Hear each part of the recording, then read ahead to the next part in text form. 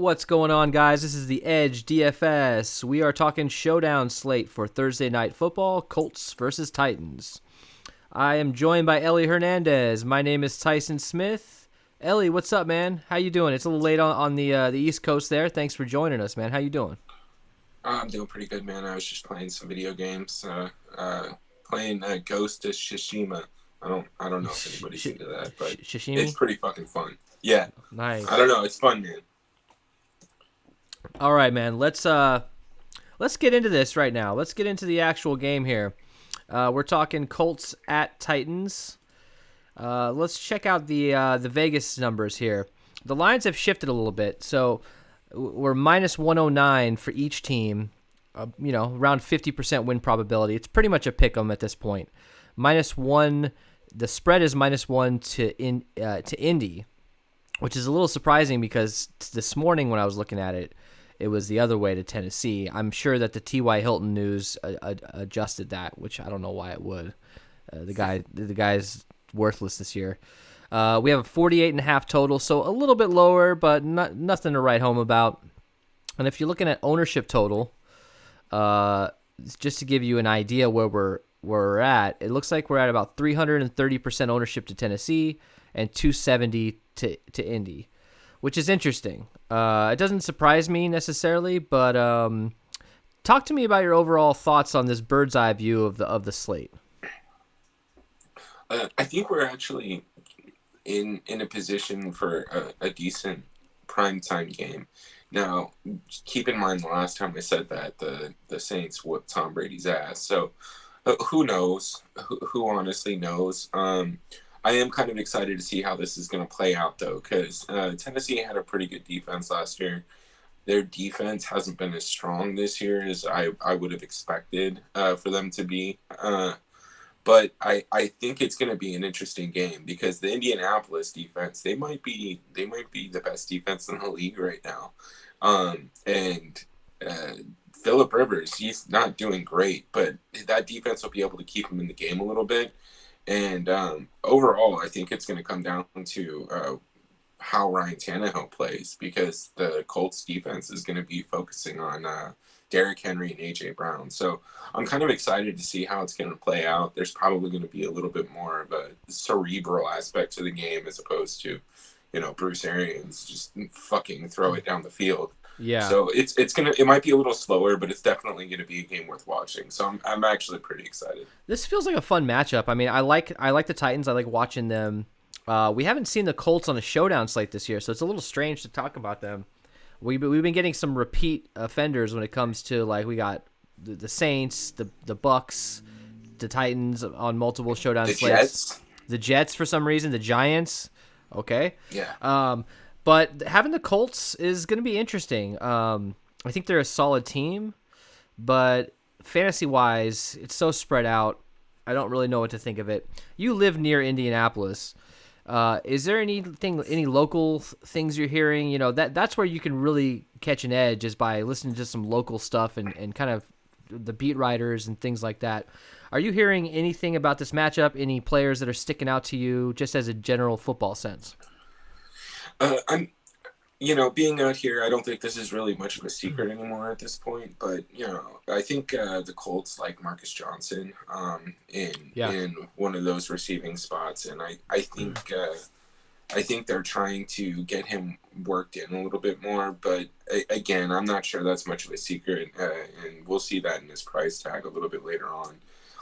But he could definitely be very interesting tomorrow night. But I'll have the radio on all day tomorrow. So if you're in our Discord, I'll let you guys know if I hear anything cool. Nice. Yeah, that's awesome. Let's talk quickly about injuries.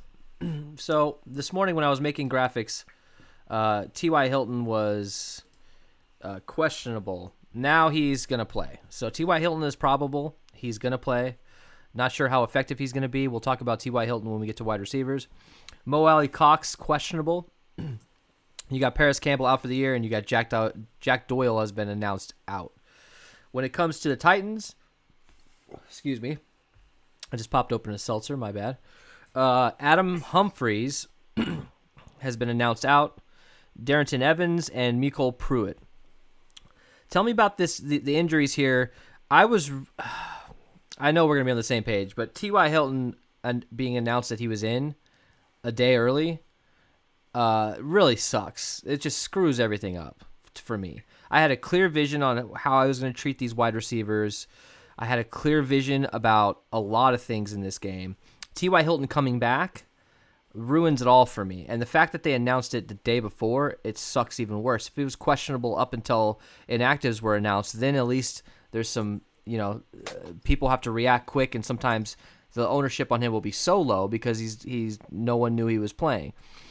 Tell me about the Indianapolis Colts, Mo Alley Cox, T.Y. Hilton being in. How does this affect things for you? T.Y. Hilton doesn't really do much for me, except for maybe take away some other options at the wide receiver position. But yeah, I'm kind of annoyed. I would have liked it to come in late tomorrow too, because that kind of information, it gives you an immediate edge against the field.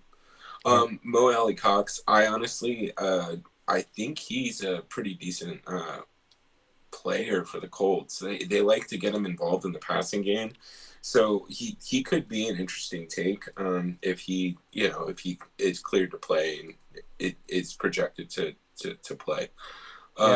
Paris Campbell being out, that's that kind of helps the wide receiver position, but again, I don't know where they're going to go. They tend to spread the ball out over in Indianapolis, and we'll get to it a little bit later. But Nyheim Hines, or however the hell you say his name, might as well be the number 2 receiver in most situations. So, I think that may just boost the running backs a little bit. As far as the Titans go, Adam Humphries is notable. The other 2 guys, I have no idea who the fuck they are. Yeah, I mean, Darrington Evans, backup running back, Mecole Pruitt, backup tight end. Humphries being out, I actually like it a lot because if you look at salary, we'll get to wide receivers in a second, but there's a big jump from, number 2 wide receiver to now the 3rd wide receiver. There's about a, 6,000, 7,000 in salary jump. So we'll get to that in one second. Actually, before we move on to our to talk a little bit about ownership, stick around with us to the end of the show, guys. We're gonna build a lineup with you guys together. We're gonna do it. We're doing it every slate. We'll build 1 or 2 lineups in real time, just to talk it out in real time. This is our first time really seeing ownership, really building a lineup together. So you get to hear our thoughts, and also it helps you kind of form your own thoughts. Don't take our lineups and just enter them. Use our opinions. You can have the same opinions. You can have different opinions. Just use it to build your own lineups. Don't copy ours. Okay. All right. So ownership wise, typically we don't have ownership available when we record the show.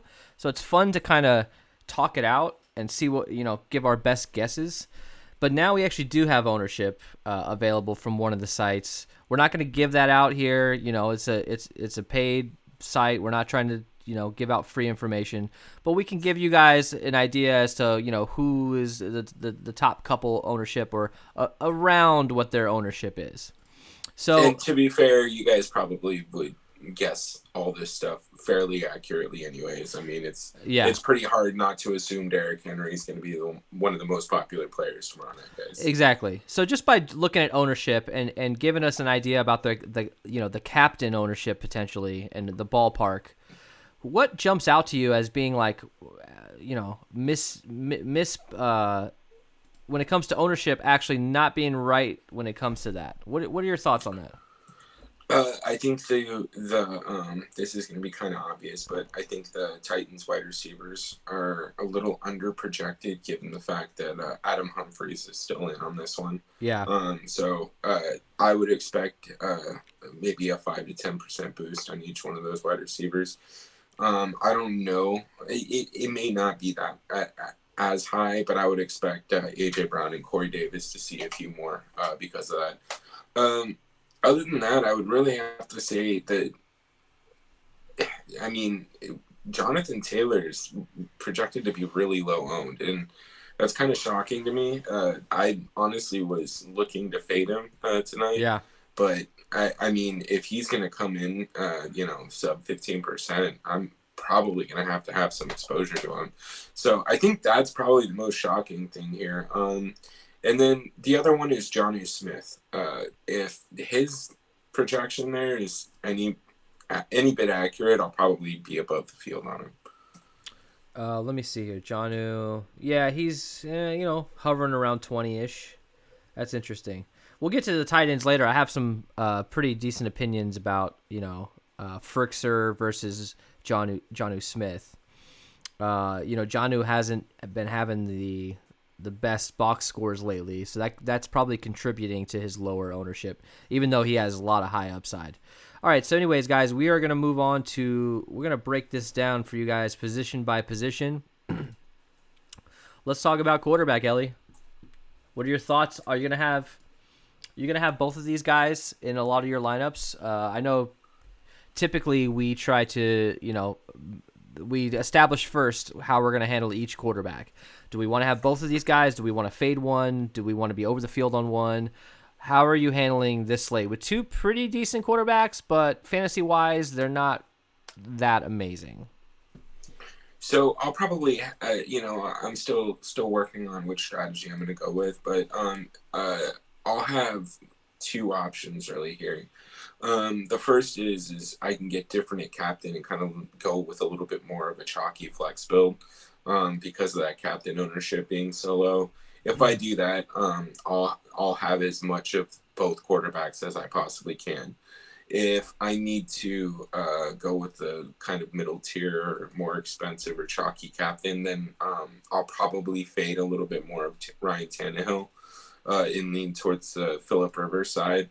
I mean, his price tag and the fact that he probably will have a majority of the fantasy output for the Colts makes him tempting. And again, I think you're going to get yourself really different in a situation like that just by fading the other guy. And Ryan Tannehill is really expensive. So I think you can kind of capture a couple pieces of the offense and get most of the points that Tannehill is going to get, unless he's, he capitalizes on his rushing upside. He even has receiving upside. He'll throw the ball and catch it himself. We've seen that in the playoffs. So I don't know, man. It's going to be interesting, but I think I'm kind of going to let the optimizer work there. And if I'm above the field on both of them, I don't think I'd be upset. Yeah, I think in a game like this, you have Philip Quivers at 9,800, which is like $600 more than who the fuck is the Jets quarterback now? Sam Darnold? Oh, no, Joe Flacco. Joe Flacco. Yeah. Joe Flacco was what, 9,400 or something, and you had Ben DiNucci at like, I think he was around 9. Like, Phillip Rivers is underpriced. I know he's right around 10K, but we saw Cam Newton at 13.5 or something. I know that was based on the slate and no one was really playing, but I think he's underpriced. I know he hasn't had a great fantasy year, but he gets volume when it comes to pass attempts. I mean, you're looking at upwards of 46, 44, 43. I mean, he almost never gets less than 30. He had a couple right around 29 and 25 attempts. But it's safe to say he's going to get between 30 to 50 pass attempts in this game. If he can take advantage of touchdown passes and not throw interceptions, that's a whole different story. But he's going to have the opportunity, and whether or not this team is winning or losing, he's going to be passing the ball. I think he's undervalued. Let's be clear. I think when we say if he doesn't throw interceptions, we're keeping in mind that he's most likely going to throw one. So we have that in mind when we're building here. So if you're worried about one interception, I think you're fine, guys. If you're thinking he's going to go throw 2 or 3, then you might have to start thinking about whether or not you want to play him. Yeah, I mean, an interception here, an interception there. Honestly, as long as he's throwing touchdown passes, it doesn't matter. You get penalized 1 point for an interception. It's not a huge deal. And the Titans, dude, they have a bad passing defense. So I don't they know. do. I think it's a great spot for Phillip Rivers. I do too. People are going to be scared. The reason why he's priced down, I mean, he had a bad game last week. But his passing totals the last few weeks, they've all been above 200. His lowest was, in the past 4 weeks, he was at 243. Then he was at 371, 262, 227. You get my point here. He's getting over 200 yards, and a couple times he threw for 3 touchdowns. Now, I don't know if those are anomalies. If you look at his overall box scores, they're pretty pathetic. There's a lot of red there. So maybe he's trending up. Maybe he got lucky. All I know is last week he scored 8 fantasy points against Baltimore. It's a tough matchup. This is a little bit easier of a matchup. Ryan Tannehill-wise, he's going against a tough pass defense. He hasn't necessarily been lighting it up the past few weeks, but look, if this guy gets 18 fantasy points, he's probably going to be in the optimal. It's just the way it is in Showdown. The quarterbacks, even if they have a bad game, they're most likely going to end up in the optimal lineups, at least one of them. And a lot of the times, both of them will be in there. What are your thoughts on Tannehill versus a tough matchup versus Indy's defense? I don't know. I like him, man. Again, more because I have to. There is a good chance he's going to end up in the optimal. He's not Ryan Tannehill from 4 years ago. He's probably going to throw for 250 plus and 2 touchdowns, and he does have rushing upside. So I think it's going to be hard to get away from him. So, but he is expensive. So unless and if he stays the third highest owned player too, I'll be a little bit more comfortable fading him a little bit, or at least going half the field or something along those lines. So I can still have a decent amount of exposure to him. But I think this defense is going to put him in some situations that he hasn't been in for a while, right?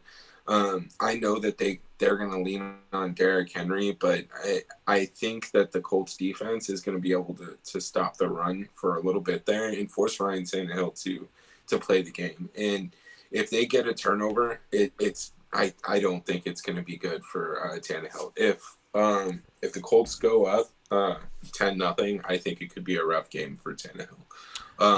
Again, I don't know if their offense is good enough on Indy. So. Well, let's transition into the running backs. We're going to start with Tennessee. There's really only one guy to talk about here, is Derrick Henry. Arguably the best running back in the league, one of the most dominant running backs we've seen in the past few seasons. Can he be effective against the number 1 rush defense in the NFL? What are your thoughts, man? How are you handling Derrick Henry at 10.8K? I would honestly rather have if I'm fading one of the quarterbacks. I'm sorry, fucking stuttering over here. If I fade one of the quarterbacks, I'm gonna have to put in Derrick Henry to kind of make up for it. Yeah. The ownership that you're gonna lose by getting rid of one of the quarterbacks makes it okay to put in one of the chalky guys, but that also means that you need the points or the raw points from whoever the other expensive dude is. So, I understand Derrick Henry is up against a tough defense, but this is where Derrick Henry starts to get better, as odd as it is to say, because the defenses are starting to get tired. And he's just a big guy to try and tackle. So I'll have a decent amount of exposure to him. I'll have to fade him a little bit just because of pricing and trying to get in the quarterbacks too. But I'm going to have a mixture of probably Phillip Rivers and then Derrick Henry. I won't have much of Henry and Tannehill in the same lineup. Yeah, it's going to be tough to fit all three, the 2 quarterbacks and Derrick Henry into a lineup. But if you could find some cheap value at captain, I think it provides you a lot of upside.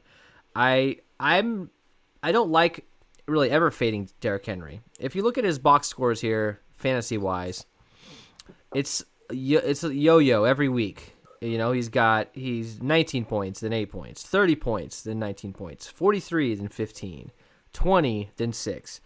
It's hard to know what to expect from him, but he's getting the attempts. Right? Yeah, his volume is crazy. His volume's insane. I mean, there's no doubt about it. So, let's look at some numbers. Let's look at some actual behind the scenes here on Derrick Henry as far as snap rate. Last week he only got 53% of the snaps. The week before he got 54%. And you had Jeremy McNichols getting, between 25 to 34% of snaps the last few weeks, which is really interesting to me because the season average for snap percentage for Derrick Henry is right around 65, which means he's trending down with a 53 and a 54% the previous 2 weeks. I don't know if that's game scripting. I don't know if that's, hey, we're really using and abusing this guy. We gotta, lay off a little bit. I don't know what to think about that. I do know that last week he ran 0 routes. The week before he ran 10. The week before that he ran 9. So for whatever reason he ran 0 routes last week. I don't think that's that's something to worry about. But getting a minimum of around 20 rush attempts per game is huge. I mean, that's got to be the best in the NFL, right? I mean, he's getting so much opportunity. At the goal line, he's going to get the ball. He's not going to be vultured. It's not going to be a quarterback sneak. It's not going to be a weird, draw play to a third-string running back. He's going to get the ball. And I think I think it's ballsy. I would never fade him in a showdown slate, in my opinion, because he has the upside to go for 200 yards and 3 touchdowns out of nowhere, even against the best rush defense in the NFL. So when it comes to McNichols, let's see. Let's look at McNichols and his pricing. I like him. Dude, he's $200. I mean, he's $200. He's getting 25% of the snaps. It's not a lot, but he's the past. So let's look at his routes run. Right, week 9 he ran 5, nothing to write home about. But the 3 weeks before that, 13, 13, and 12. Okay, he's running routes. It doesn't really mean a whole lot, but he hasn't been getting a lot of targets when it comes to that. But there's opportunity there. If he's on the field and he's running routes, all you need from a $200 guy is 4 or 5 catches for 25 yards, and maybe he breaks a long one. And you could be golden. That could be in the optimal, especially with a lot of expensive guys that I don't want to fade. Putting McNichols and Henry in the same lineup is not going to be a popular build, especially if you're going 4-2 or 2-4. If you're staying away from the 3-3s, putting those two guys in a lineup together is pretty appealing. So what's your overall take on the running back position here? Do you want to get any McNichols at all? What's your exposure going to be like? I mean, I'm not going to get too crazy with him, but I'll have a couple lineups with him. I mean, $200, it's hard to get rid of, or it's hard to not notice. I mean, just look at his box score here. When you go ahead, finish your point, but everyone just look at his box scores here. At $200, he's getting 8-point games, 5-point games. Nothing to write home about, but at $200, well worth it. Sorry, dude. Continue your thought. No, you're good, man. So, look, I mean, in the last 3 games, right, Steelers won 27-24 against the Titans. Bengals won 31-20. Good God, I didn't know that happened. And then the Titans won 24-17, right? So, I mean, they were pretty competitive, or they were either competitive games or they were losing, right? So, if that's a game script that you're building for, I think that's where McNichols is going to give you a little bit more value, because it looks like they're going to get him involved in the passing game a little bit. And looking at some of his stats, I mean, he's only got a couple targets here, but most of his yards are yards after catch. And when you got a running back out of the backfield, that's what you want to see, right? So at $200, if he's getting receptions and looking at those yak points, I mean, that's literally what you're looking at a $200 position. So I like him. And then again, to your point, right, I honestly think that it's not a terrible idea stacking Derrick Henry and him and then running a 4-stack back the other way, right? Yeah. That is also a very specific game script that makes sense. If the Titans are winning and the Colts need to try and get back in it, then you're getting most of the offense because the Titans are going to try and run out the clock. So I don't think that's a bad build either. I mean, just think about this. If you pair Derrick Henry and Jeremy McNichols together, that's $11,000, right? So you have all of the rushing and a lot of the targets out of the backfield. all the targets out of the backfield are going. You have them in your lineup for this team who could potentially be winning this game. I feel like the Titans, in my opinion, should be leading in this game and probably will be. So if you have Derrick Henry and McNichols in the same lineup, you're only spending 11,000, and you could afford to go 4-stack Tennessee, get both quarterbacks in there, and then find another low-owned guy to throw in the mix. Just something to think about. I love the Patriots game didn't work out well for us, but getting James White and Rex Burkhead in the same lineup, or getting those sort of things in a game script like that.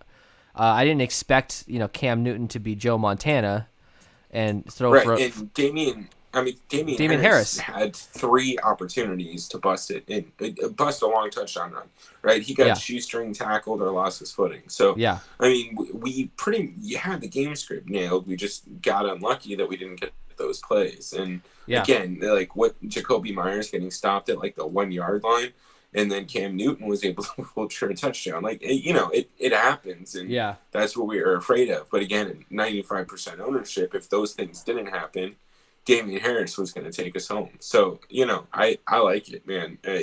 We built for the game script. It didn't go our way, but, we have another opportunity tomorrow night, and I think it's going to be a similar situation. So this is really interesting. We're gonna transition to the Colts backfield.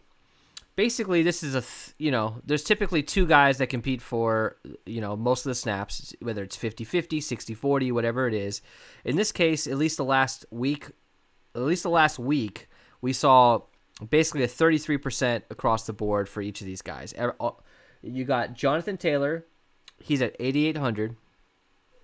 You got Nyheim Hines at 6,200, and you got Jordan Wilkins at 5,400. These guys last week split it evenly. Now that probably Jonathan Taylor fumbled the ball and it was returned back for a touchdown. You got Philip Quivers on his back trying to make a tackle.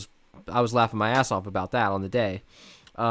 So I'm assuming that Jonathan Taylor is trending down, possibly with the coaching staff. The fans probably aren't too happy. I mean, he's a rookie. You got to give him a break. He was the fantasy darling. He was the chalk at the beginning of the year when Marlon Mack was out. He was the guy that he was chalk almost every week. Now you're barely hearing about him. At 8,800, he's priced up to where maybe DraftKings just doesn't like this guy. There's no reason to. You would think no reason to play him if he's only going to be getting a third of the snaps. But at like 10% ownership, I'm really interested in Jonathan Taylor because he's the starting running back on this team. Right. It just depends on if he fucks up, and however the rotation ends up switching, whether or not Jordan Wilkins. So let's look at Jordan Wilkins, right? We'll talk about Hines in a second, but Jordan Wilkins, week 8, got 50% of the snaps, and he went off. So let's look at his numbers for that week. Let me share my screen here. So he ended up with 20 fantasy points. He had 20 rush attempts for 89 yards and a touchdown. He also had a reception for 24 yards, and he had a 2-point conversion. So he was going off in that game against Detroit. That was a high-scoring game, 41-21. I think Jonathan Taylor was trending down. I'm sure he didn't have a great game, so they plugged in Wilkins. I think it's Wilkins versus Taylor, and then Nyheim Hines gets the James White role, sort of a thing, where he comes in on third down, he comes in on passing plays, he gets a couple draws here and there. How are you? I mean, I don't think Jordan Wilkins is really the guy here. I think Jordan Wilkins will probably be more popular than he should be. And I think Nyheim Hines might be a little bit more popular than he should be. I think people are sleeping on Jonathan Taylor. I mean, this guy's talented. He's a starting running back. He has opportunity. What are your thoughts on him at that price? Yeah, I mean, at that price, I was looking to fade him, but looking at some of these initial ownership projections, again, he's going to get the volume. I don't want to bank on a starting running back having to turn the ball over to get my touches. right? He's still a starting running back. And we saw with Tampa Bay the other night is, they had a week off. They gave Ronald Jones the bulk of the carries again, right? We were worried about what was going to Yeah. happen with him because he fumbled the week prior. But, these guys are going to stick with their guys. And I think Jonathan Taylor is their guy. You're dead on about Nyheim Hines. I think he's going to come down. He's the spellback. He's going to come down in third down situations, and he has the opportunity to get involved in the passing game as well. I like Nyheim Hines. I don't think there's, I think the field likes him. I don't think anybody is sleeping on this guy. Yeah, really. for sure. But Jordan Wilkins, I think he can be a sneaky good play. Again, a couple of things need to happen, but if you're building a game script, you're thinking about those couple different things happening, right? You want to think about the potential scenarios in which Wilkins gets touches, and that's how you build the lineup. So that means you're probably fading Jonathan Taylor, like you said, right? And then you have an interesting stack where you can capture all the backfield by Nyheim Hines and Jordan Wilkins. Yeah. And that's super different. But I think all these guys are going to play tomorrow night. Jordan Wilkins is a little expensive for me, but he does have that fantasy output ceiling type game occasionally, and they were trying to work him in last year in potential one situations. So we'll see how it goes. I think I'm going to have a decent exposure. I'm just not going to have Wilkins or Taylor in the same line. Exactly. I'm glad you brought that up because I'm definitely going to set a rule. I don't set a ton of rules when it comes to Showdown because a lot of crazy shit can happen and I don't want to limit myself. I just want to look at the builds. But like in this case, there's no reason, in my opinion, to have Taylor and Wilkins in the same lineup. I want a lot of Hines and Taylor, or I want Hines and Wilkins. I obviously love Hines this week, and usually that turns out to where he has a terrible game, but we'll have to wait and see on that. But in my opinion, Taylor and Wilkins in the same lineup, not a good idea because they're definitely taking carries away from each other. And there's a lot of other options in this game too. And you don't have to get too crazy with it either to mix up your variations on your exposures, right? If you're doing a 20 max or if you're crazy enough to do 150 and build those lineups, right? I mean, you're talking about all these guys under sub 35% ownership, right? So for Jonathan Taylor, for example, you can run 3 lineups and you're up 5% on the field or whatever. So yeah, exactly. You can still get a decent amount of exposure without completely fucking your entire night just right out the gate. Yeah, so, exactly. It's definitely something to keep in mind, and you can run a couple different variations of the 3 as well without being too damaging. Yeah, I mean it's a good point. If you have a 10% owned guy that you really love, you don't need to get 70% of him to prove that you love him. Just get 30. Right. Get 40. I mean, you're 3x on the field and you're still not risking your entire night on one guy. Like 3x the field or 4x the field, like that's a lot. So you don't need to get 60-70% on a guy like that. Yeah, there's a reason the field's low on him. So yeah, unless you're from the future and you have a sports almanac that'll tell you how many yards he's going to get this week, there's no reason to go crazy on a guy that's 10% owned. Unless you just... You mean like you were with Tyler Lockett? Well, yeah, that's just lucky. That's just lucky. And Curtis Samuel, yeah. and Curtis Samuel, yeah. Now it's real lucky, right? Yeah, so. Right? All right, so let's move on to the Colts wide receivers, all right? I don't even know where to... Just take it away. This is so frustrating. Just tell me what you think. Okay, I like Zach Pascal. I do not like T.Y. Hilton. I semi-like Marcus Johnson, and then I also kind of like Michael Pittman Jr. I'm not going to be too overexposed. I'm probably going to be doing mostly 2 stacks with the Colts. So I'll probably have like Phillip Rivers and Zach Pascal in lineups, or Jonathan Taylor and Marcus Johnson or something along those lines to capture as much points as I can. Yeah. But really, I think all these guys are in play except for T.Y. Hilton. Dude, his grandma doesn't even like the way he's playing right now. And that didn't fix him. Like that grandma calling him story happened like 4 weeks ago. So I have no interest in playing T.Y. Hilton until he can show me that he's got chemistry with Phillip Rivers, because that's Yeah. really the only thing that's different this season. I mean, he's got one game where he had 10 targets, but he only had 69 yards on 6 receptions. It's just so, like, there's no reason for him to be priced, like, up. And finally, DraftKings is like, all right, we'll put him at 5,800. I don't know if that was because they thought he wasn't going to play, but there's no reason to play this guy. But in my opinion, at 5,800, he's worth looking at. I just don't like him this year. I mean, you're looking at 8 weeks of garbage play, fantasy-wise. I mean, he's as a football player, yeah, okay, fine. As a third or second wide receiver, his numbers are okay. But he's supposed to be the number one guy on a playoff team, and it's not looking good for him. I don't know what happened. It's obviously a Philip Quivers chemistry thing. Anyways, I don't want to talk too much more about T.Y. Hilton. It's depressing. I have him on most of my season-long leagues for whatever fucking reason. Let's talk a little bit. Let's look at some Zach Pascal priors here. So, similar. You got some red. You got a little bit of green. It's just hard.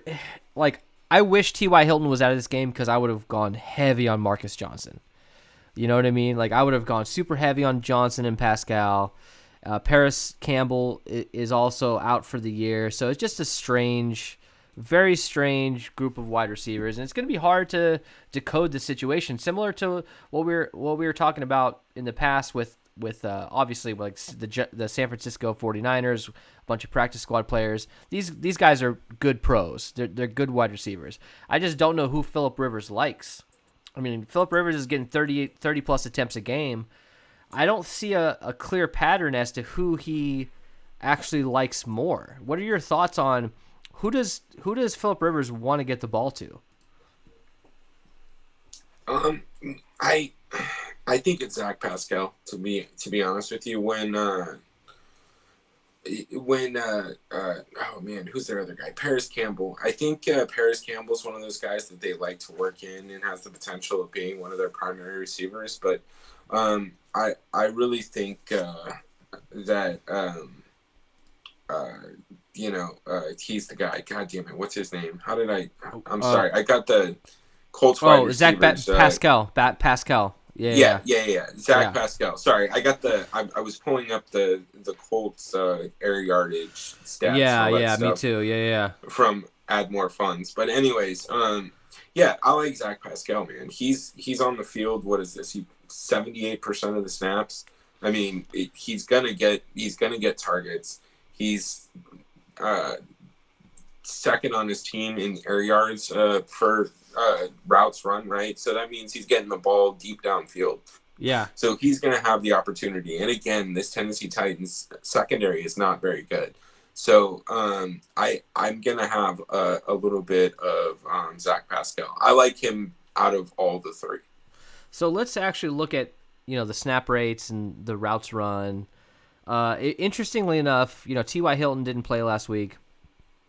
Zach Pascal actually only got 60% of the snaps. You had Michael Pittman and Marcus Johnson were 86 and 89 respectively, and they both ran the most routes on the team last week. Okay, small sample size. Let's move back to week 8. Check that out. If you look at week 8 with T.Y. Hilton playing, I don't know if he got injured. Like, I don't remember him getting injured in that game. Like, I don't think so. But he only ran 39% of the snaps. So something to look into. Like, maybe we'll look back on box scores, or we'll try to figure out if he got injured in that game. But 39% of the snaps for T.Y. Hilton in week 8. And you had Zach Pascal, 76% of the snaps. So generally speaking, I mean, even with T.Y. Hilton in the game, I mean, do they love him? I don't think so. I don't think they do. And it could be to the point where I don't know how old he is. I kind of, you think is he 30 plus? Is he in his 30s, you think? Yeah. How long has he been in the NFL?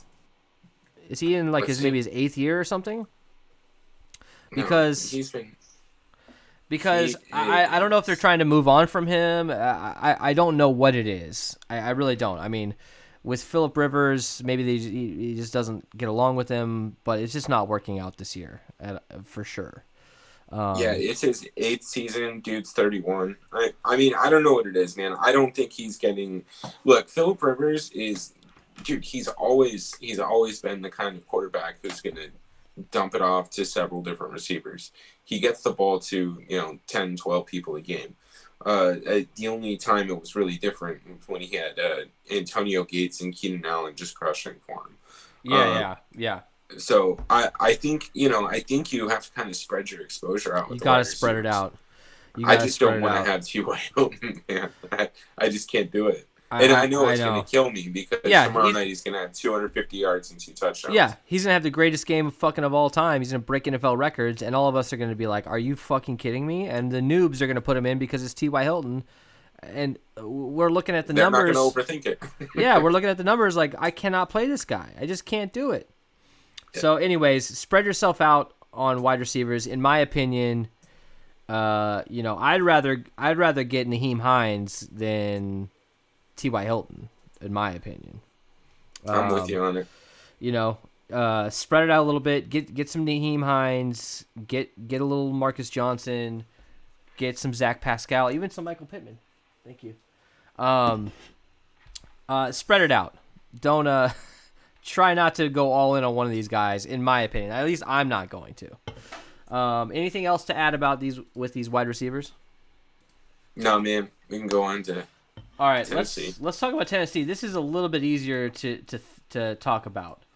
You got Adam Humphries out, so we've got AJ Brown at 10.4K, and then we've got Corey Davis at 7.8K. Now those are clearly the number one and number two. AJ Brown is a smaller version of DK Metcalf. He's just a freak. He's giant. He's fast. He's one of the most underrated wide receivers in the NFL. Just underrated players in general, in my opinion. And then you got Corey Davis, who has a lot of upside. He's very dynamic. He can make a lot of big plays. He's not very consistent. Then from there, you've got Khalif Raymond at $1,000. So with Adam Humphries out, Khalif Raymond sort of jumps up a bit. And then you're sort of you got some randoms at $200 here and there.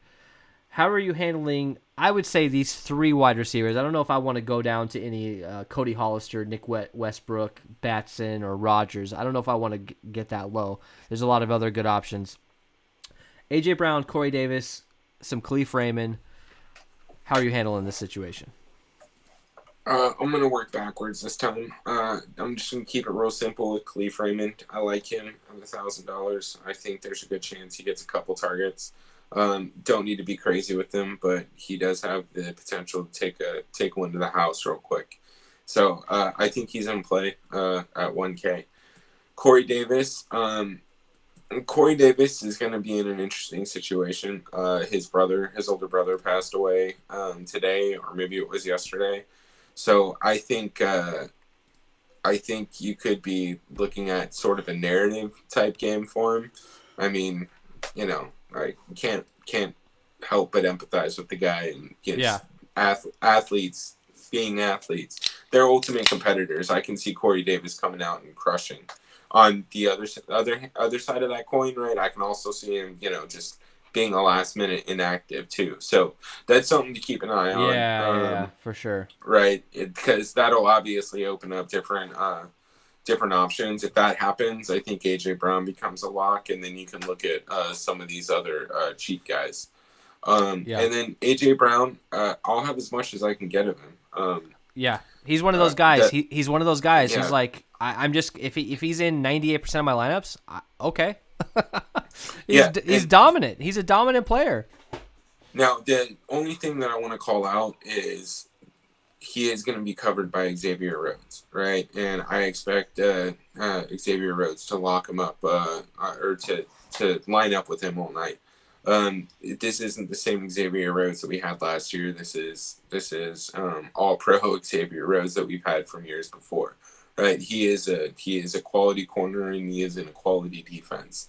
So I think it's going to be a very interesting matchup. So I don't think it's awful to have a couple lineups where you're intentionally fading AJ Brown for a scenario like that. But Yeah. again, that means you're going to be looking at one of these other guys to pick up the slack, or you're just thinking the Titans aren't running the ball or passing the ball. So that's how I'm going to be attacking it. But I think all these guys are in play, or at least the top three, especially the top two, AJ Brown and Corey Davis. I just think they're really good receivers. Look at the past 5 weeks for AJ Brown. His low was 12 points.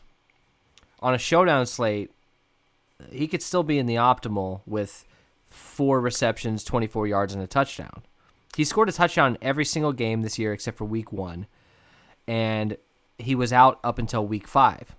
So he scored a touchdown every single week. I don't see how you can not have this guy in every lineup, in my opinion. I know he's got a tough matchup, but look, at the end of the day, in my opinion, a good wide receiver is going to outplay a good corner, in my opinion, every time. Like, I don't even care who the corner is. It's like AJ Brown is one of the best in the league. In my opinion, he's top 5. It just no one knows about him because he's playing in like not a sexy offense, you know? So against Buffalo, and I know Buffalo's defense isn't what they were last year, but that matchup is still Tre'Davious White. Tre'Davious White is a really good quarterback. AJ Brown is 9 targets, 7 receptions, only 82 yards, but he had the receiving touchdown. He had 21 fantasy points. Yeah, it's a lot. And then Houston, I have no idea who their corners are. I don't think anyone does. The Pittsburgh defense, right? They're a really good defense. They're 8-0. And sometimes with Mason Rudolph playing at quarterback for quarters at a time. Yeah. And they gave up 153 yards to him. So I think you're right on, man. It may not matter who the quarterback matchup is. proof. He's matchup proof, man. Yeah. Just like DK Metcalf. I mean, there's similar play styles. I just really love AJ Brown, and and seeing the way that Devontae Adams just absolutely destroyed. I don't even know who they played. Right? It was just. No point where was the opposing team able to keep Devontae Adams away from the ball. I think the 49ers. Was it? Was it the 49ers? Yeah. It was an ass whooping. It was an ass whooping, though. Right. Like, and you're right on these. Some of these receivers are just so freakishly athletic. Like, there's nothing you can do. I mean, DeAndre Hopkins did it.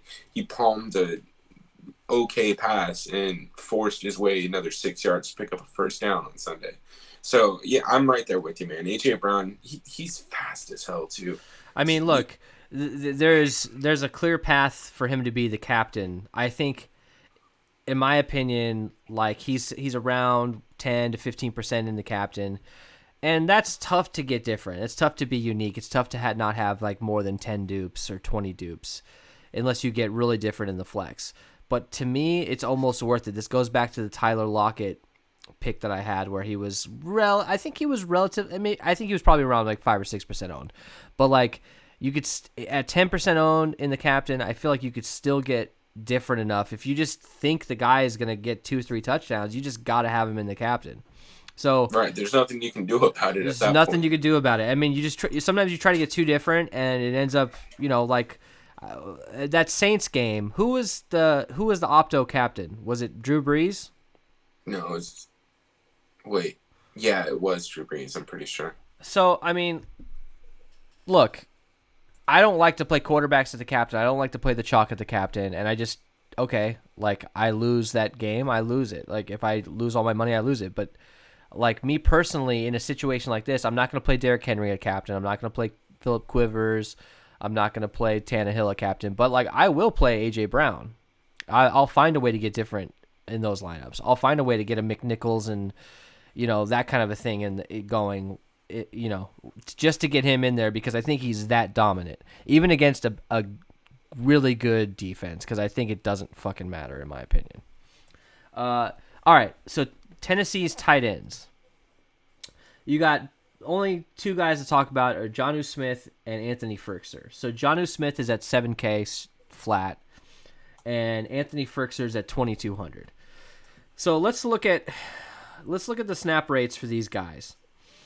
So, Jonnu Smith, he was becoming like a fantasy, really good fantasy option, in my opinion. And then I don't know what happened, but the wheels sort of fell off lately, and it could just be a little regression. It could just be whatever. I don't know what it is, but I know that he had 13 points, 24 points, 11 points, 21 points. That was up to week 5. In week 6, 7, 8, 9, really not a whole lot going on. He did score a touchdown last week against Chicago. So I think this guy has a lot of high upside. He was dominating earlier this year. There was a couple showdown slates that you needed him.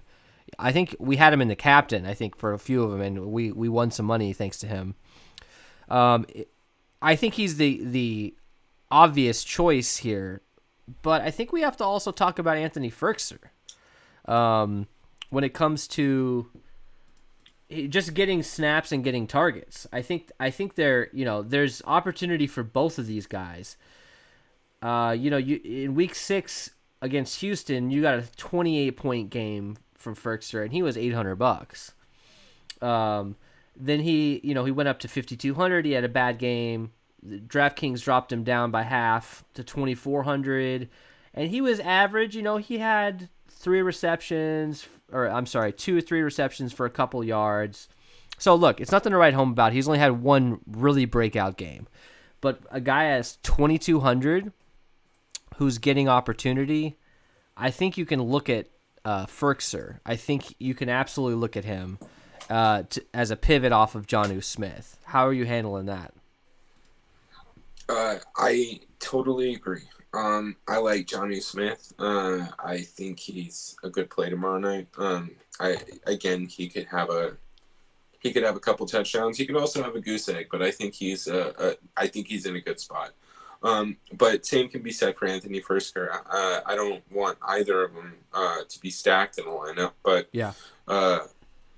Firkser at the 2,200 price tag, if he's getting a decent amount of the snaps, and by decent I mean more than 30% really at that price, he has the upside to catch a touchdown, maybe 2 receptions for 40 yards or whatever. Yeah, he was getting 40. He was getting 40% of the snaps last week, and he got 9 routes run. He had the second highest target share on the team last week at 28%. 28% is a lot of targets. You know what I mean? Yeah, and look, it was only 6 targets, so the game script was obviously a little bit different. Maybe there wasn't as many passing opportunities, but still, those percentages are percentages for a reason, because he was targeted 30% of the time last week, and that just, to me, I that could just be random, right? It could be very random. It could be an outlier, but on the season, Jonnu Smith has been targeted 15% of target share. Anthony Firkser is at 14.6% target share.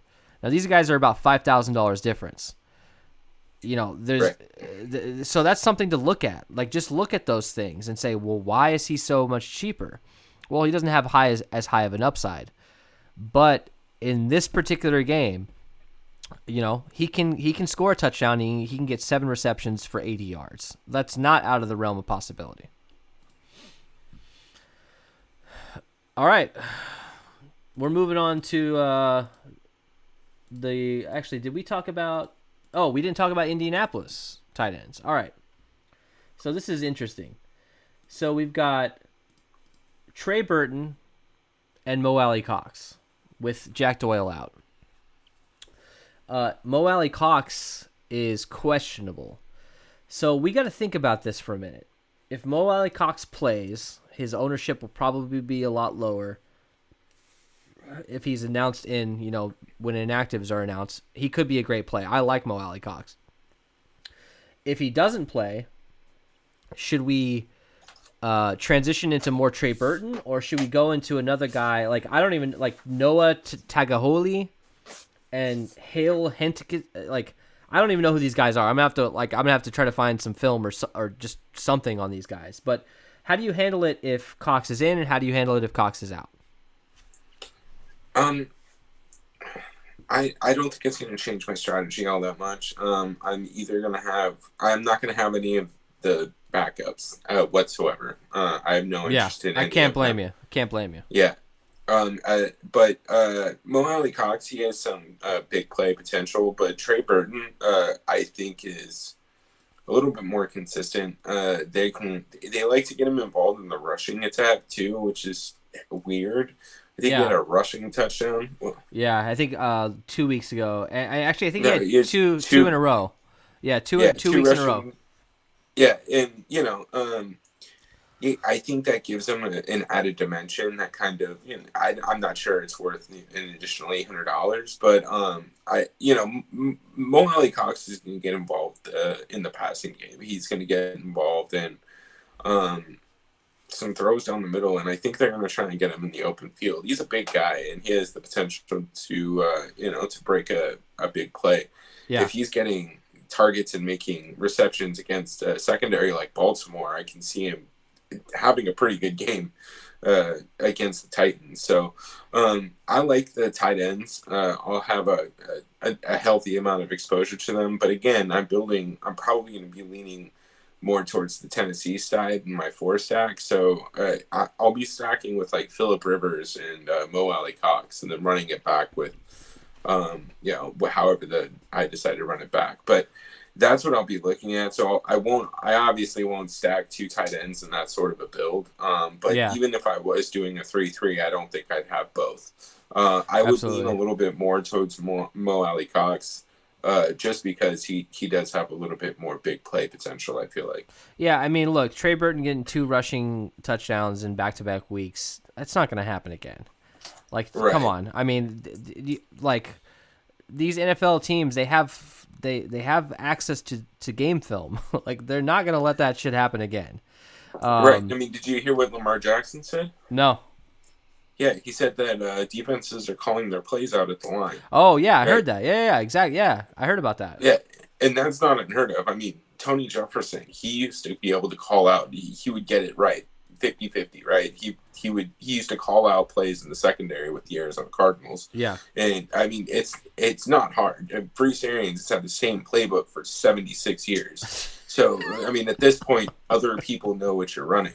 And it I mean, you're right on. I don't think Trey Burton's going to get in that position again this week. And you don't run gimmicks like that against a legitimate team that can beat you. I mean, Yeah.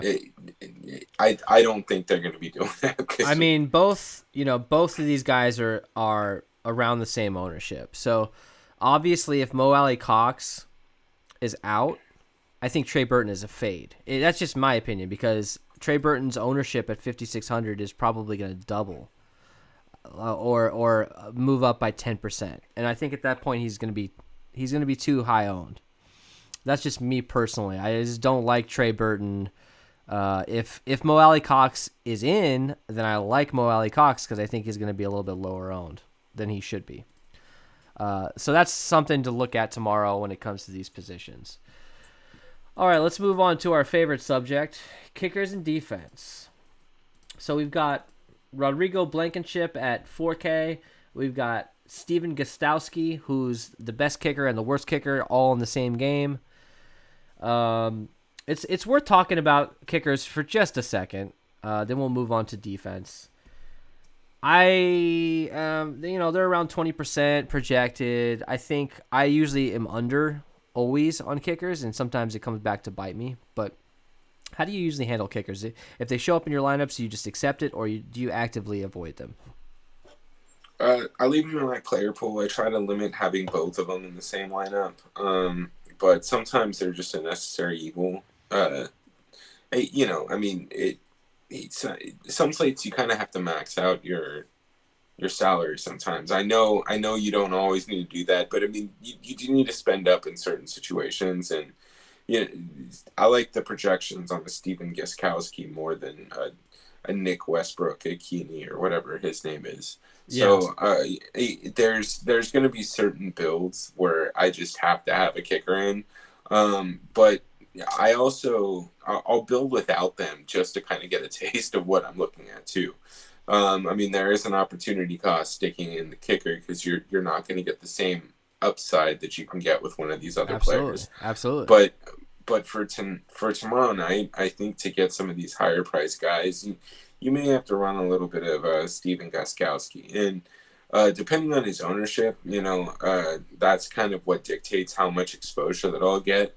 But like the other night, right, my game script was that the Jets couldn't do jack shit. And so I had, Sergio Castillo or whatever the fuck his name is in 50% of my lineups. Yeah. I didn't really do that on purpose, but it was my game script, right? And if that's kind of what I'm looking at here. I don't think that Rodrigo Blankenship is going to be kicking as many field goals as Steven Gostkowski is. So I think Gostkowski is more in play. But I'm not going to get too crazy with either of them. Again, I think there's more opportunities. You can spend up a little bit. I mean, you spend up $1,000 more on Gostkowski, and you got Mo Alley Cox if he plays. And there are spend down opportunities that we can. So let's see, 2,200. For Fursker, right? I mean, yeah, exactly. Again, I mean, look, there's better pivots. They're around 4,000, 38 and 4,000. Their value, based on their projections of being around 8, which these are median projections for kickers. Like it's hard to project kickers. Which, by the way, I hope DraftKings just eliminates kickers from every fucking slate.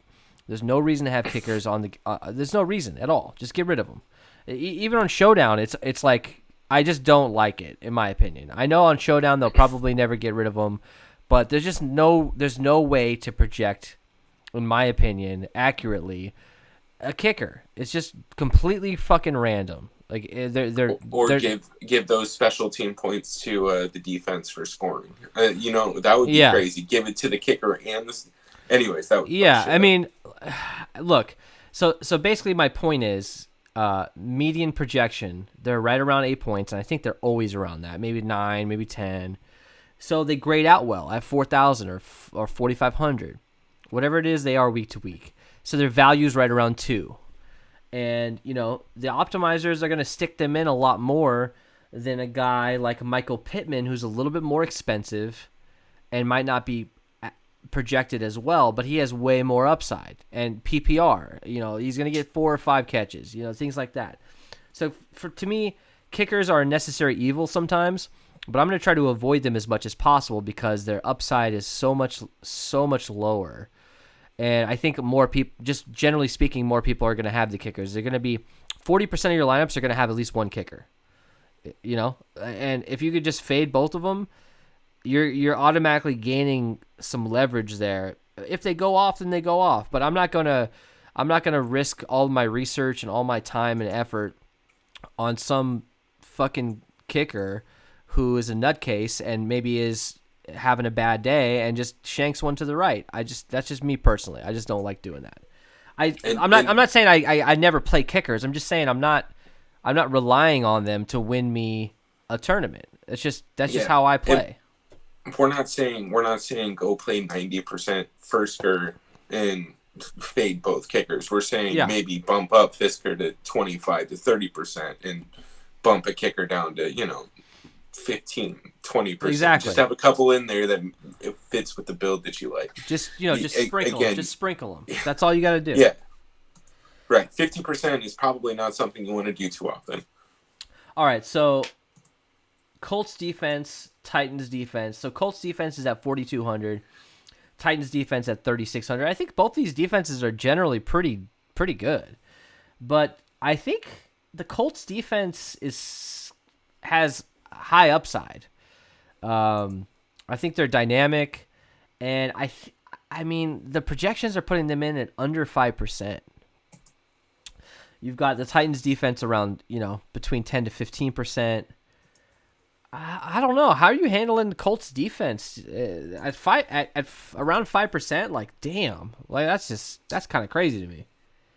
Yeah, if that holds, I'll probably just hand build a couple lineups with the Colts defense because again, you don't have to get crazy to get different with them.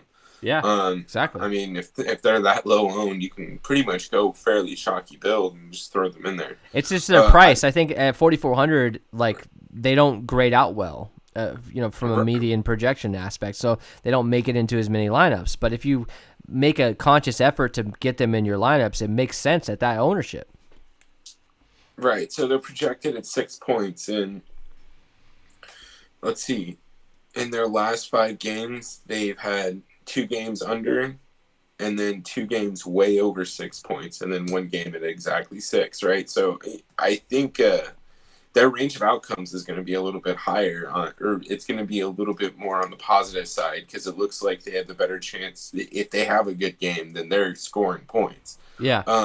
And I think the Colts are completely in play, especially at that ownership. And then if you're looking at similarly priced players, I mean, again, you've got Michael Pittman Jr. Projected for about the same. You have Blankenship and Gostkowski, who are obviously projected for more because of kickers being stuck at 8%. And then you're looking at Fursker at 3 or 4 projected points. And those are good plays, but again, you're going to get a little bit better floor with the Colts defense, I feel like. I think Tannehill can easily throw a pick. They're going to get a couple sacks, recover a fumble here and there. So, you're going to get a safer floor. I like the Colts defense. And on the other side, I think the Titans are going to be slightly in play as well. Hey, Ellie. Exactly. Take over as host for a second. I'll be right back. Talk to the audience. All right. The Colts defense, the Titans defense is going to have a good opportunity to pick off Phillip Rivers like 6 times, right? So if you're intentionally fading Phillip Rivers, this isn't a bad option to throw in the Titans defense to try and, have a correlation play the other way, right? I guess, it's just a leverage play if you're fading the chalk and then going with a much lower owned player. But it puts you in a good position to get those additional points that you wouldn't normally get. All right, so that covers defense. And we already went over kickers. I mean, if we're looking at flex plays here, just overall, I think the pricing is kind of consistent across the board. You don't have anybody who's really outstanding in the price range, other than maybe Ryan Tannehill. Derrick Henry, I find it kind of crazy that he's lower priced than Ryan Tannehill. I get that Tannehill's going to touch the ball every play, but Derrick Henry has much higher upside. But again, you're going to be kind of stuck building around these top 3 on the Titans side. And from there, you're going to have to decide if you're going to stick with all 3 and then go with the super cheap player, or you're going to have to be looking at fading one of those top 3 to be able to afford a more balanced lineup. Building for tomorrow night is going to be interesting because we want to see where the ownership shifts to. I think we need to keep a close eye on Adam Humphries' impact to the ownership projections, because again, that may move some of these cheaper wide receivers for the Titans up and take away some of the ownership from A.J. Brown and Corey Davis. I know I said the other way earlier in the show, but again, we have no idea how the field's going to react to ownership or to injury news. So just something to keep in mind. I think we got Tyson back now, so just something to keep in mind when you're building is look at the pricing and see how spread out it is. If it's not that spread out, there's only a couple of builds that you're going to be primarily looking at. You don't need ownership projections to hand build a lineup and say, hey, if I can do it, someone else is probably going to be able to hand build it. So start thinking about who you want to fade and how you can get different by maintaining a consistent strategy. You should host this fucking show, man. Jesus. There you go. Nice job. All right, so speaking of fades, let's move on to our fade of the night. Ellie, talk to me, bro. T.Y. Hilton. Yeah, man. I don't think there's anything to talk about. Dude's dust. Yeah. I'll play him again when he scores some points. I mean, I know that the second you fade him, he's gonna go off. I know it, but you know what? That's okay because If that's what it takes to get your fantasy season long back on track, man, I got you. exactly. I'm fading him. And dude, I'm gonna fade him too, man. I actually, you know what? Right now I'm gonna uncheck this motherfucker. I'm not gonna have him in one of my lineups, and I'm fully okay with that. And if he goes off, then he goes off. It's okay. I'll move on to the next slate. It's all right. Phillip Rivers for me. Look, when I say fade, I mean he's gonna be what 60% owned probably overall. Yeah. I'm not getting zero of him. I'm probably gonna be around 30, 35, 40%. Like I'm gonna have some Phillip Rivers. But I'm not gonna have no zero, no Phillip Rivers. I just feel like the builds, it works out where there's a chance he could be in the optimal, but I like Tannehill more. I like Derrick Henry more. I like A.J. Brown more. I like some of these other more expensive guys more. And in order for me to get more of those guys, I'm gonna have to fade somebody. And there's not a lot of $200 options that I'm gonna want to get in 50% of my lineups. So you just got to get rid of Phillip Rivers for some of those. It's, pretty much how it is. I don't hate Phillip Rivers. I think he can have a good game. I think he can be in the optimal. I think he can get around 20 fantasy points. And in a game like this, he might be needed. Me personally, you got to choose somebody. And I'd rather choose Phillip Rivers over Jonathan Taylor. My original, both of ours, was going to be Jonathan Taylor. I saw ownership came out and he was 10% owned or 15% owned. Shit. I can't fade him. No way. Yeah. There's no point. I mean, and keep in mind, our definition of a fade is in comparison to the field. So if Jonathan Taylor, if we did fade him, I mean, it's 0% ownership on a 10 to 15% projected guy. First of all, isn't really taking a stand, and I mean, it's not really a fade. But I mean, getting 3 lineups with him and being above the field already is pretty solid. Now, for your guy, Phillip Rivers, man, I don't think that's a bad call either. Phillip Rivers could just come out and be absolute garbage. Dude's 74 and has 62 children. Like, he's got other responsibilities. He has to play. Worry about. He has to play in the NFL. He has to. He's got to pay for his fucking kids and get insurance and shit. He's got to. Right. That's the only reason why he's still playing. Here's the thing, dude, is like at some point, like what I was saying earlier when I was talking about the roster construction, I don't know if people are really going to not pay up for Ryan Tannehill. Because here's the thing, right? Based on this projection, you have to have somebody who's cheap as fuck, who's getting a decent amount of ownership. Because there's no way you can build a lineup with Derrick Henry, Ryan Tannehill, Phillip Rivers, and A.J. Brown and not have, like, Khalif Raymond and Anthony Firster, right? Exactly. So that means one of these guys is going to come in a little bit lower owned than what we're projecting. So I would expect Ryan Tannehill to be a little less owned than what he's coming in at right now. I mean, he is the most expensive player on the slate, and I think that's going to shift a little bit more ownership to Derrick Henry, to be honest. I can see him being closer to 80% when this is all said and done. So if that happens and Phillip Rivers doesn't, I mean, if he stays where he's at, honestly, I don't care. His price tag is nice. So if Tannehill comes down at all, I am, I'll be looking at him to kind of offset fading Phillip Rivers. I like Phillip Rivers because of his price tag, but Ryan Tannehill should lose some ownership at 11,200. Yeah, look, I like Phillip Rivers at his price tag as well. It's a good price for him. I just think like he hasn't gone over 30 fantasy points in, I don't know, decades. I don't remember the last time he has. So 6 children to go. I personally think that at that price tag, I can get an A.J. Brown. I can get a guy who can and I think will go off for 30. It has a higher probability of going off for 30 points. I'd rather get those guys instead, especially if Phillip Rivers comes in at 50% owned or 60% owned. You're automatically different by fading him. So just don't uncheck him, but just go a little bit lower on him if you don't like him. I think T.Y. Hilton is an obvious choice in my opinion. I think it's going to be it could be a popular choice, but but I mean, he's coming in around 30 to 40% owned, and I just think the price tag. I just think it's way too high. Yeah, you're right. The price tag. That's probably why. All right, dude. Yeah, I don't get it. Let's move on to our captain choice, and call your shot, bro. Tell us your thoughts with Corey Davis. I like Corey Davis, man. I think he kind of has a narrative to play tomorrow night, and I don't think he's going to be up against the number one cornerback on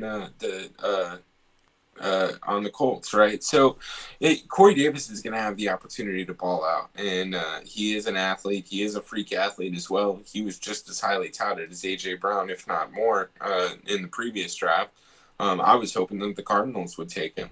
I thought he was going to be a spectacular wide receiver. He hasn't always been that consistent, but we've shown the dude is a beast. And yeah, he didn't have shit on Sunday. But again, apparently he's been going through a lot. And I think, it's not a tough situation to empathize with. Athletes are ultimate competitors. You can see him come out and just completely destroy the entire game. Yeah. And on the other hand, the opposite could be just as true. So this is a ballsy call, but I think it has a lot of upside. Yeah, absolutely. I agree with you. I think Corey Davis is a great play. If he didn't have a 0 last week, we'd be talking, his ownership would be higher, and we'd be talking, more about him. I think Corey Davis at that ownership is a great option because he definitely has upside. And yeah, there's some narrative there, but look, to be honest, even if he didn't have that narrative, I think he's a great play still. I really do. Yeah, I do too, man. All right, so I like Nyheim Hines. I just personally, playing on Draftkings, playing Showdown, these spellbacks that can catch 4 or 5 balls out of the backfield and break 150, 60-yarder. We saw it a couple weeks ago with him, the infamous backflip celebration multiple times. Now, look, I'm not saying that is his norm, and it's not. He's only had 2 good games this year. I'm not saying he's going to end up with, 25, 30 fantasy points.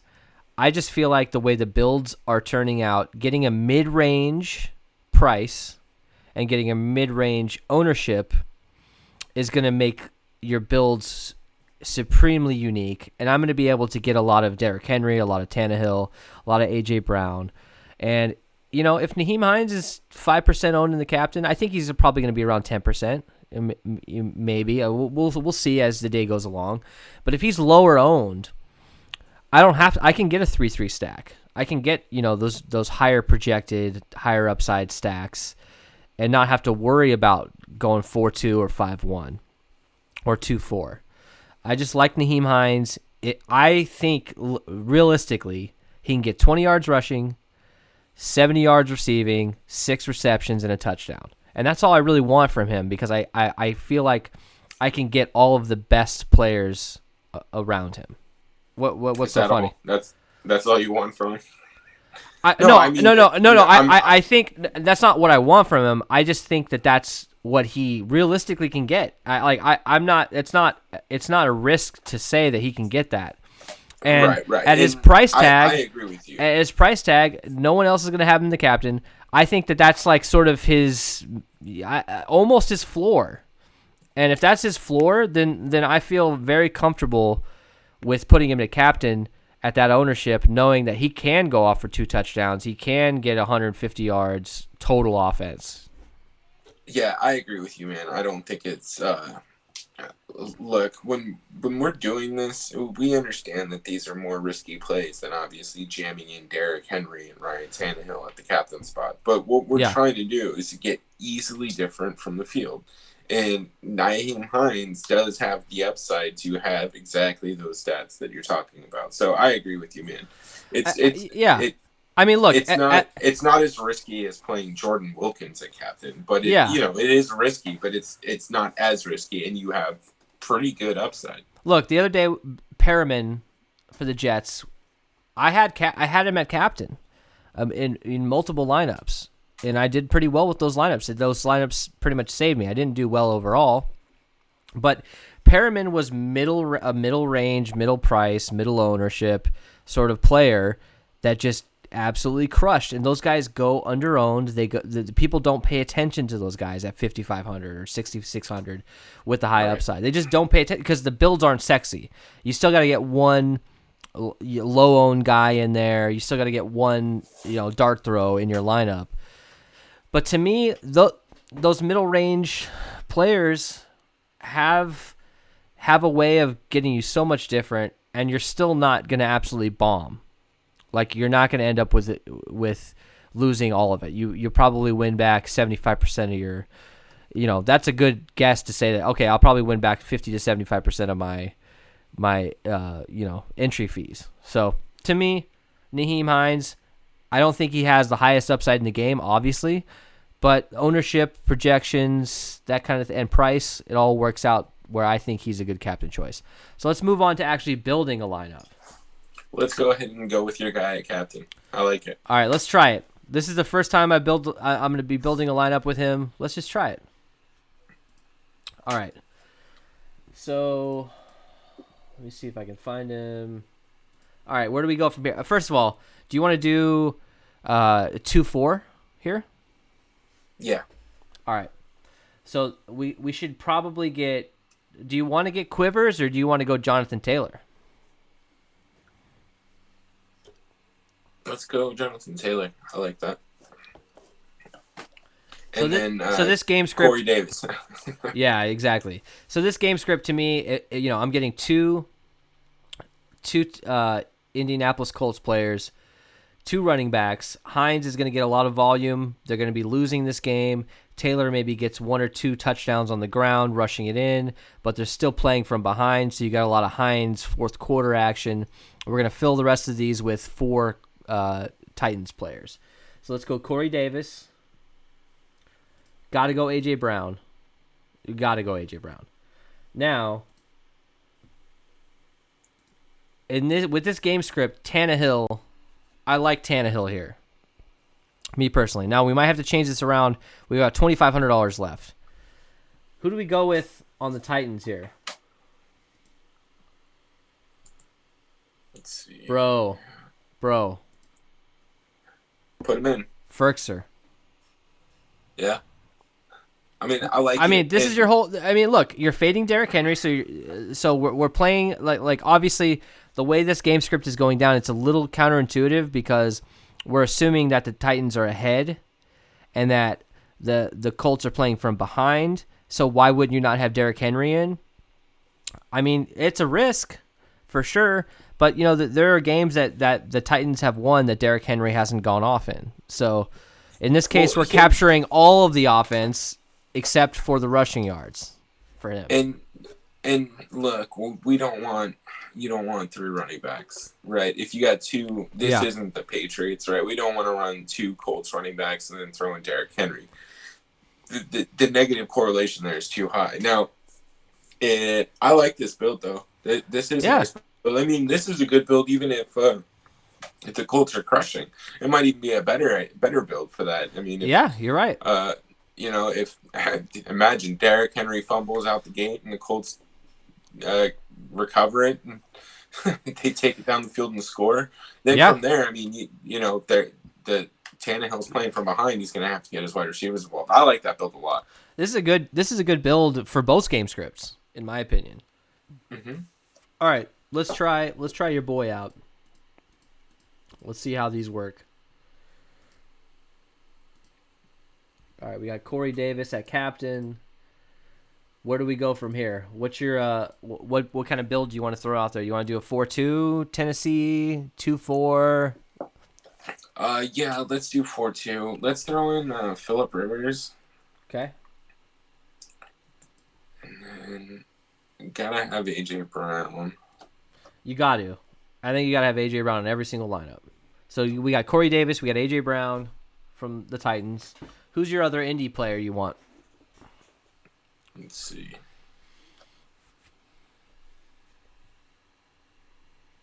Let's go with Zach Pascal. I like that.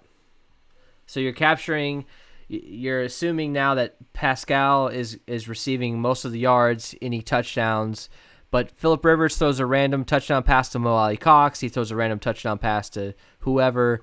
You're still capturing those points from the Colts.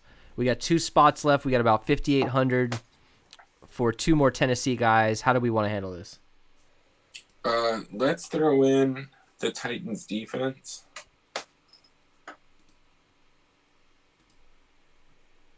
$8,100.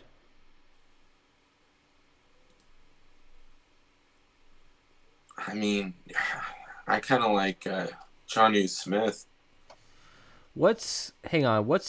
Corey Davis is. I mean, Corey Davis is under 10. Under 7% in the captain. Like, if you absolutely had to, you could fuck around with a 3-3 here if you wanted to. Yeah, let's see. Let me see what we got on the other side. So 8,100, you've got Jonnu Smith. Yeah, you know what? Jonnu might be the way to go. I mean, so if you go Jonnu Smith, so that's a solid build. Now, you can also swap out the Titans and throw in Gostkowski. Yeah, there you go. I like it. So you got Pascal, Rivers, and then look at that. And then for Jonnu Smith, you can go up to. Can you get anybody else? 7,900. Corey Davis, but we already have him. No, you can't get anybody else really. Okay. So yeah. Oh. There it is. These are some unique builds. I'm not saying that I would bet my life on the fact that this build is going to cash, but I'm not looking to cash. I'm not looking to cash. I'm looking to fucking win first place. And here's the thing, right? We want to see what the potential builds are too. This honestly could be a shitty lineup, but you're not going to know unless you're looking at it in comparison to some of the other stuff you can build, right? Yeah. So yeah. I mean, weed out what you want to weed out. If this doesn't look like it's going to correlate well, then you know what you can pivot off of because you've seen the pricing and how it works out. So that's what we're doing here. To me, a good way to start out is figure out my captain for this build. Okay. I like Corey Davis. He's going to be around 6% owned. That's pretty low. So I could afford to go 3-3 and maybe have Anthony Ferkser or, 10, 15% owned guy in the flex. I could do 3-3. Or if I wanted to go, a little bit higher owned in the captain, like a Nyheim Hines at around 10% or whatever it is, maybe I need to go 4-2. Maybe I just need or 2-4. I need to be different. My builds need to be different. I can't just plug in a 3-3 because a lot of the optimizers, especially in a game like this where it's pretty even, the projected points are probably going to be pretty even. Just think about that. Start out with who you want to captain. Start out how your build wants to go.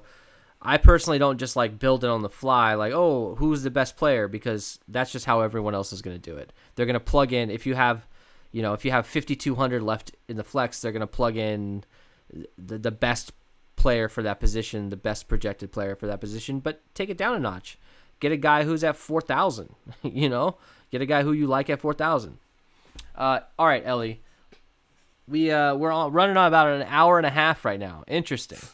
It's probably 5 a.m. your time right now, pretty much. Take us out. Talk to us a little bit about how you think this game is going to go. Give us a prediction. Give us any thoughts on how you want to handle roster construction. The floor is yours.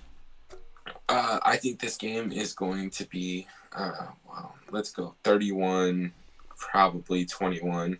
And I think the Titans are going to win this. And now that I say that, it's probably going to go the other way, and I'm absolutely wrong.